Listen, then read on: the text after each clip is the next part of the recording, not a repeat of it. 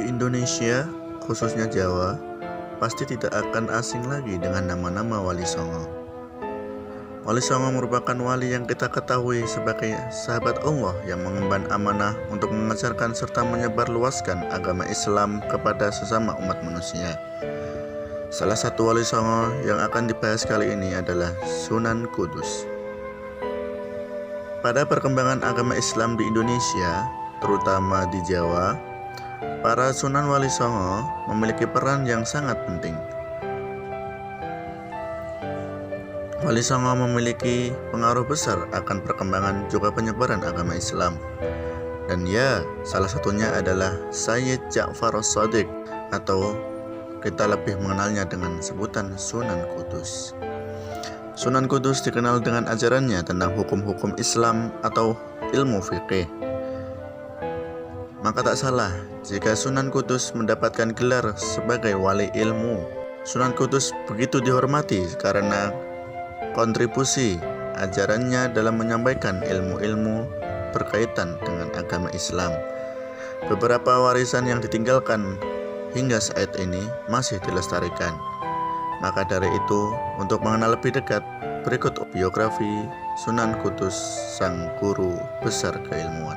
Sunan Kudus atau dengan nama Sayyid Ja'far As-Shadiq lahir di Palestina pada tanggal 9 September 1400 Masehi atau 808 Hijriah.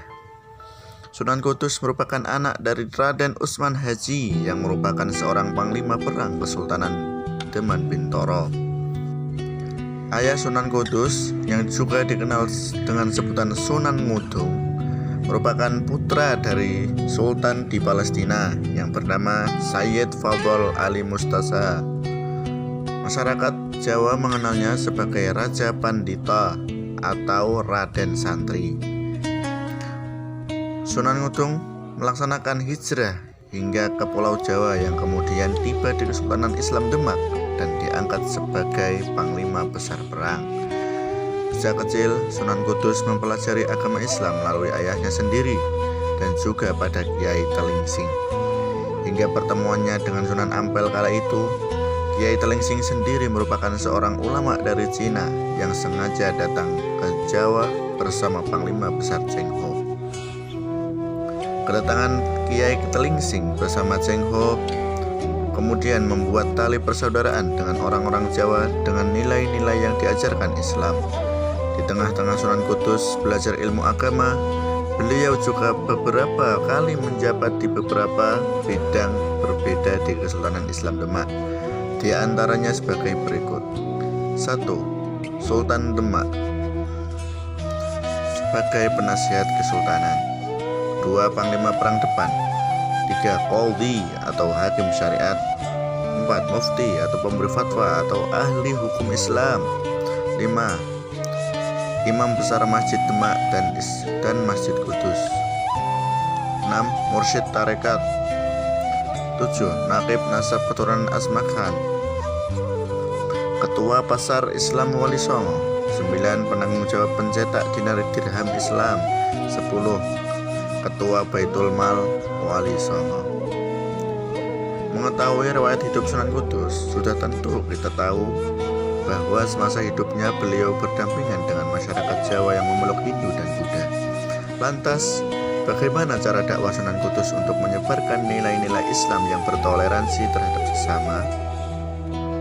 Sama halnya dengan sunan-sunan lainnya, Sunan Kudus juga memakai metode pendekatan atau syiar budaya. Syiar budaya ini tentu akan lebih mudah diterima masyarakat dan dirasa tidak terkesan memaksa masyarakat Jawa kala itu untuk memeluk Islam. Karena sedari awal Islam mengajarkan nilai toleransi dan kedamaian di dalamnya. Nah, adapun ulasan metode dakwah Sunan Kudus sebagai berikut. 1. Pendekatan dengan masyarakat Hindu.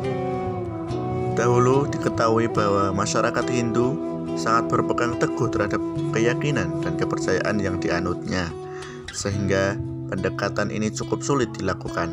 Kendati demikian, tetap saja Sunan Kudus mencoba melalui metode ini. tidak secara terus terang memaksa masyarakat kala itu memeluk Islam secara langsung. Namun, beliau hanya mengajak masyarakat mempelajari sedikit demi sedikit tentang Islam. Ja'far Shadiq benar-benar menerapkan rasa toleransi yang tinggi melalui ajaran Islam. Siapapun boleh mempelajari, kendati tidak memeluknya. Niscaya dengan berjalannya waktu, mereka akan mengenal dan memahami pasti tentang Islam. Karena memeluk Islam sudah tentu harus dari keinginan dan niat ikhlas dari harta masing-masing. Sebagai penghormatan, kemudian dibangunlah masjid dengan menara yang menyerupai bangunan candi. 2. Pendekatan dengan masyarakat Buddha.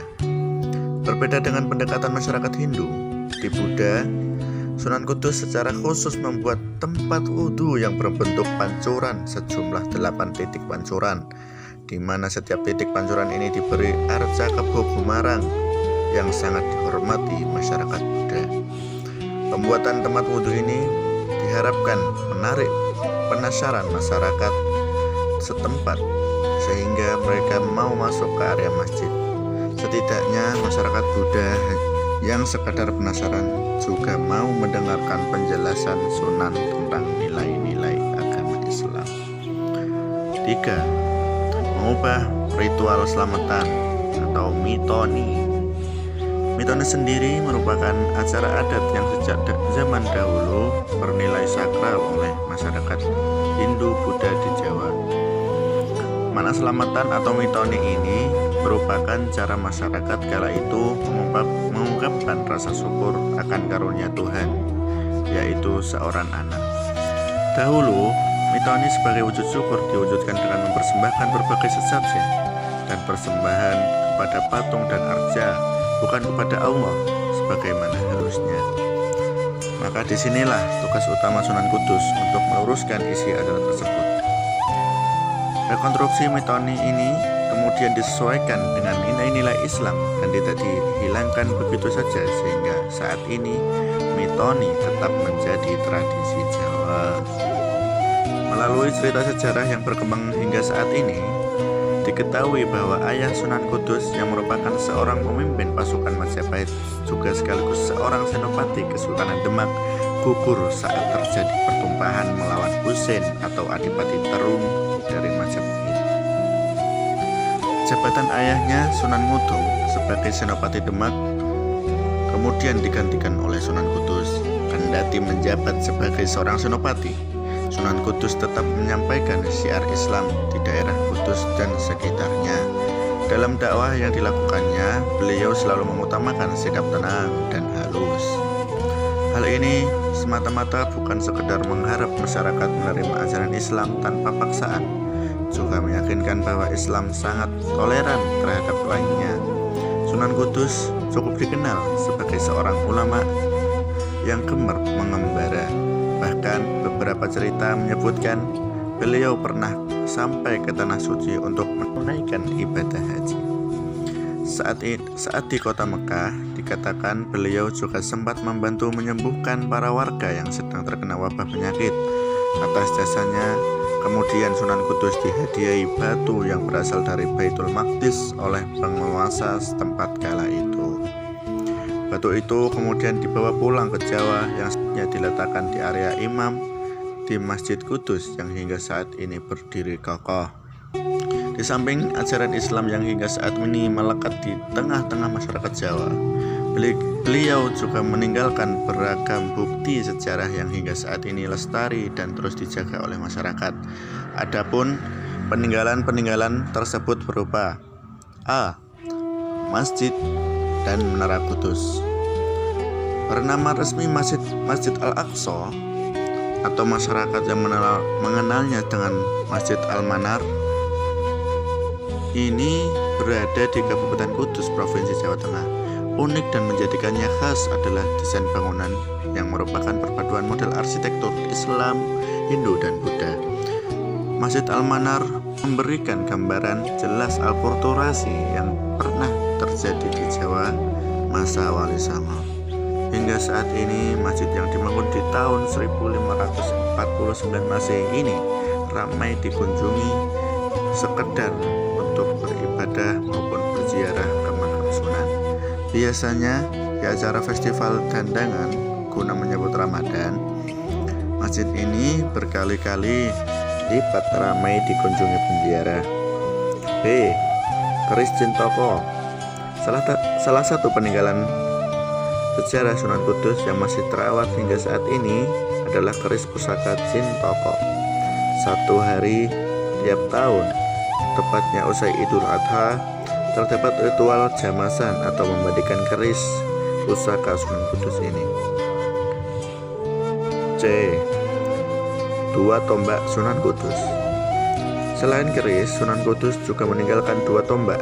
Tiap tahunnya diadakan ritual jamasan yang bertujuan mengingat nilai yang terkandung di dalam, yaitu dapur panimbal atau kebijaksanaan dan kekuasaan.